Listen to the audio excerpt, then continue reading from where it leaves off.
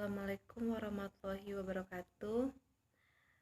Di sini saya akan mendeskripsikan tentang teks tertulis. Sebelumnya saya akan memperkenalkan diri saya. Nama saya Tarisya Anida Radani. NIM 419331137, kelas PSPME 2019. Pengertian tes tertulis adalah jenis tes di mana tester dalam mengajukan butir pertanyaan atau soalnya dilakukan secara tertulis dan tester memberikan jawaban juga secara tertulis. Tes tertulis juga merupakan kegiatan yang paling penting dalam menyiapkan bahan ujian. Setiap butir soal yang tertulis harus berdasarkan rumusan indikator yang sudah disusun dalam kisi-kisi. Bentuk-bentuk tes hasil belajar. Dalam hal ini, kita bedakan atas dua bentuk tes, yaitu pertama, tes subjektif, yang pada umumnya itu berbentuk esean atau uraian. Tes bentuk esean adalah sejenis tes yang kemajuan belajar yang memerlukan jawaban yang bersifat pembahasan atau uraian. Dan tes ini juga memiliki karakter sebagai berikut. Yang pertama itu, tes ini berbentuk pertanyaan. Yang kedua itu bentuk-bentuk pertanyaannya atau perintah itu menuntut kepada tester untuk memberikan penjelasan, penafsiran, komentar, membandingkan, membedakan, dan sebagainya. Lalu, jumlah butir soalnya pada umumnya terbatas, yaitu berkisar antara 5 sampai 10 butir. Yang terakhir adalah, pada umumnya butir-butir soal tes uraian itu diawali dengan kata jelaskan,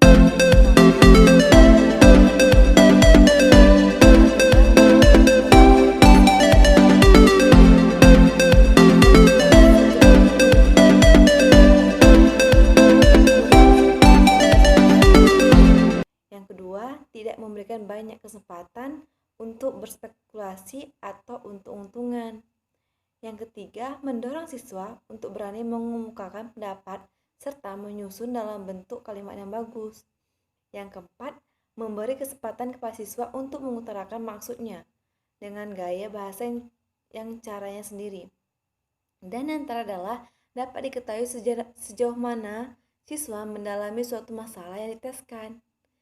Dan tes subjektif memiliki kelemahan seperti pertama, kadar validitas dan reliabilitas rendah karena sukar diketahui segimana dari pengetahuan siswa yang betul-betul belum dikuasai. Yang selanjutnya, B, kurang representatif dalam hal mewakili seluruh skop bahan pelajaran yang akan dites karena soalnya hanya beberapa saja terbatas. Yang ketiga, cara memeriksanya banyak dipengaruhi oleh unsur-unsur subjektif. Yang keempat, pemeriksaannya lebih sulit sebab membutuhkan pertimbangan individu walau lebih banyak dari penilaian. Dan yang terakhir adalah waktu untuk koreksinya lama dan tidak dapat diwakilkan kepada orang lain. Tes subjektif ini memiliki petunjuk dalam penyusunannya, yaitu pertama, hendaknya soal-soal tes dapat meliputi ide-ide pokok dari bahan yang diteskan dan kalau mungkin disusun soal yang sifatnya komprehensif. Yang kedua, hendaknya soal tidak mengambil kalimat-kalimat yang disalin langsung dari buku ataupun catatan. Yang ketiga, pada waktu menyusun, soal-soal itu sudah dilengkapi dengan kunci jawaban serta pedoman penilaiannya. Yang keempat, hendaknya diusahakan agar pertanyaannya bervariasi antara menjelaskan mengapa, bagaimana, seberapa jauh, agar dapat diketahui lebih jauh penguasaan siswa terhadap bahan. Yang kelima, hendaknya rumusan soal dibuat sedemikian rupa sehingga mudah dipahami oleh si pencoba. Dan yang terakhir adalah hendaknya ditegaskan model jawaban apa yang dikehendaki oleh penyusun teks. Untuk ini, pertanyaan tidak boleh terlalu umum tetapi harus spesifik. Yang kedua, kita bahas tentang tes objektif. Tes objektif ini sering disebut juga dengan short answer test atau jawaban pendek, atau juga tes ya tidak atau yes no test. Dan ada juga tes model baru atau new type test. Dan tes objektif ini adalah salah satu jenis tes hasil belajar yang terdiri dari butir-butir soal atau items yang dapat dijawab oleh tester dengan jalan memilih salah satu atau lebih di antara beberapa kemungkinan jawaban yang telah dipasangkan pada masing-masing items atau dengan cara menuliskan atau mengisikan jawabannya berupa kata-kata atau simbol-simbol tertentu pada tempat atau ruang yang telah disediakan untuk masing-masing butir items yang bersangkutan. Dan tes objektif ini memiliki kebaikan-kebaikan. Yang pertama, mengandung lebih baik segi-segi yang positif. Yang kedua, lebih mudah dan cepat memeriksanya karena dapat menggunakan kunci tes bahkan alat-alat hasil kemajuan teknologi seperti komputer. Yang ketiga, pemeriksaannya dapat diserahkan oleh orang lain. Yang keempat, dalam pemeriksaan tidak ada unsur subjektif yang mempengaruhi. Tetapi, tes objektif ini memiliki kelemahan-kelemahan seperti persiapan untuk menyusunnya jauh lebih sulit daripada tes SNM karena soalnya banyak dan harus teliti untuk menghindari kelemahan-kelemahan yang lain. Yang kedua, soal-soalnya cenderung untuk mengungkapkan ingatan dan daya pengenalan kembali saja dan sukar untuk mengukur proses mental yang tinggi. Yang keempat, banyak kesempatan untuk main untung-untungan. Dan yang terakhir adalah kerjasama antar siswa pada waktu mengerjakan soal tes lebih terbuka. Dan tes ini memiliki cara dapat mengatasi kelemahan-kelemahan tersebut. Yang pertama, kesulitan menyusun tes objektif dapat diatasi dengan jalan banyak yang berlatih terus-menerus hingga betul-betul mahir. Yang kedua, menggunakan tabel spesifikasi untuk mengatasi kelemahan nomor 1 dan 2. Dan yang terakhir adalah menggunakan norma atau standar penilaian yang memperhitungkan faktor tebakan atau guessing yang bersifat spekulatif. Dan tes objektif ini memiliki macam-macam. Yang pertama, tes objektif bentuk benar salah atau true false test.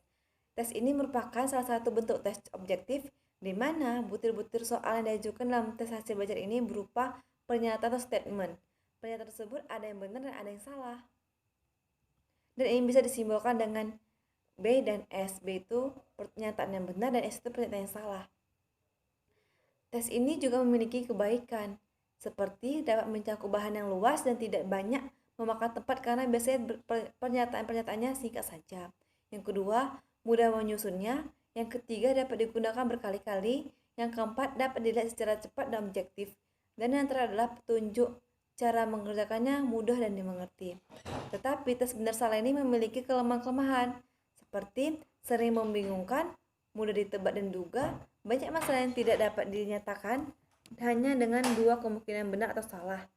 Yang keempat, hanya dapat mengungkapkan daya ingat dan pengenalan kembali.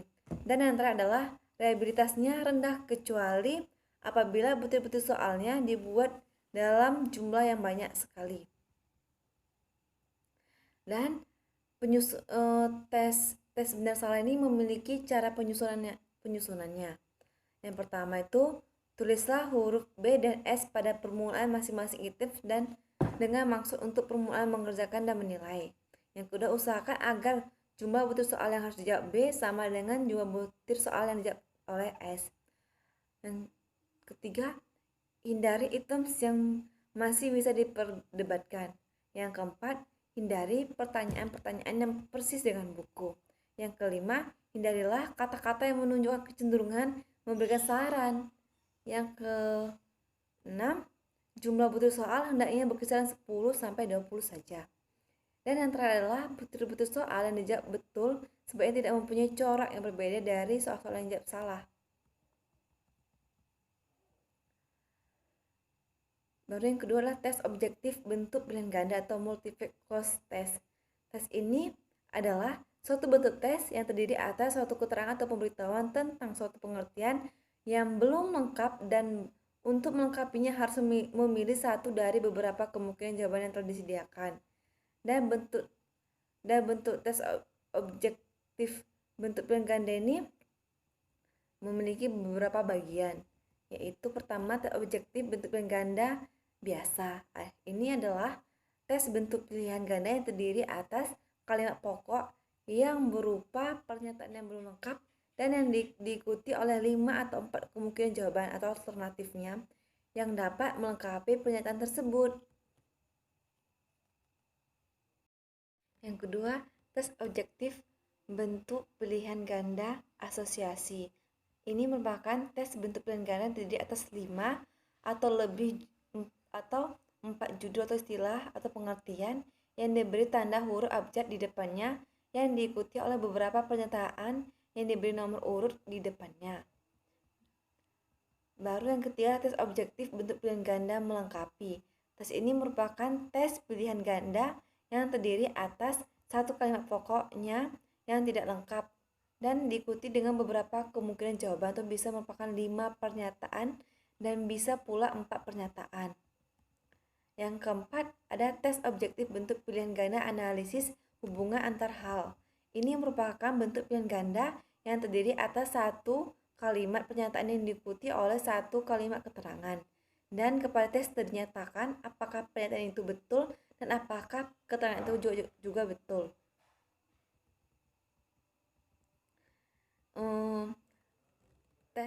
Tes objektif bentuk pilihan ganda ini memiliki cara penyusunan atau petunjuk dalam penyusunannya.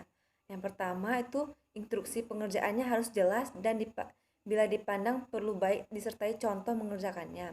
Yang kedua, dalam multi-fact clause test hanya ada satu jawaban yang benar. Yang ketiga, kalimat pokoknya hendaknya mencakup yang sesuai dengan rangkaian mana yang dapat dipilih. Yang keempat, kalimat pada tiap butir soal hendaknya sesingkat mungkin. Yang kelima, usahakan menghindari penggunaan bentuk negatif dalam kalimat pokoknya. Yang keenam, kalimat pokok dalam setiap butir soal hendaknya tidak tergantung pada butir-butir soal lain. Yang ketujuh, gunakan kata-kata manakah jawaban yang paling baik. Yang kedelapan, jangan membuang bagian pertama dari setiap kalimat. Yang kesembilan, dilihat dari segi bahasa, butir-butir soal jangan terlalu sukar. Yang kesepuluh, tiap butir soal hendaknya hanya mengandung satu ide. 11. Bila dapat disusun urutan logis antara pilihan-pilihan. Yang ke-12, susunlah agar jawaban manapun mempunyai kesesuaian tata bahasa dan kalimat pokoknya. Yang ke-13, alternatif disajikan hendaknya agak seragam dalam panjangnya. Yang ke-14, alternatif yang disajikan hendaknya agak bersifat homogen mengenai isinya maupun bentuknya. Yang ke-15, buatlah jumlah alternatif pilihan ganda sebanyak 4. Yang ke-16, hindari pengulangan suara atau pengulangan kata pada kalimat pokok di alternatif-alternatifnya. Yang ke-17, hindari menggunakan susunan kalimat dalam buku pelajaran. Yang ke-19, alternatif-alternatif hendaknya jangan tumpang silih. Dan yang terakhir adalah jangan menggunakan kata-kata indikator seperti selalu. C. Tes objektif bentuk menjodohkan atau matching test. Ini merupakan tes objektif yang sering dikenal dengan tes menjodoh. Tes ini mencari pasangan atau tes menyesuaikan atau tes mencocokkan dan tes mempertandingkan. Tes ini memiliki petunjuk penyusunannya. Yang pertama itu setiap pertanyaan-pertanyaan dan matching test hendaknya tidak lebih dari 10 soal atau items. Sebab pertanyaan-pertanyaan yang banyak itu akan membingungkan murid. Juga kemungkinan akan mengulangi homogenitas antara item-item tersebut. Jika itemnya cukup banyak, lebih baik dijadikan 2 seri. Teks ini yang pertama itu adalah antar sebab dan akibat. Kedua, antar singkatan dan kata-kata lengkap. Yang ketiga, antar istilah dan definisi. Tapi tes ini memiliki kelemahan, yaitu pertama, matching test cenderung lebih banyak mengungkapkan aspek hafalan atau dah ingat saja. Yang kedua, karena mudah disusun, maka tes jenis ini acap kali dijadikan pelarian bagi pelajar. Yang keempat, karena jawabannya yang pendek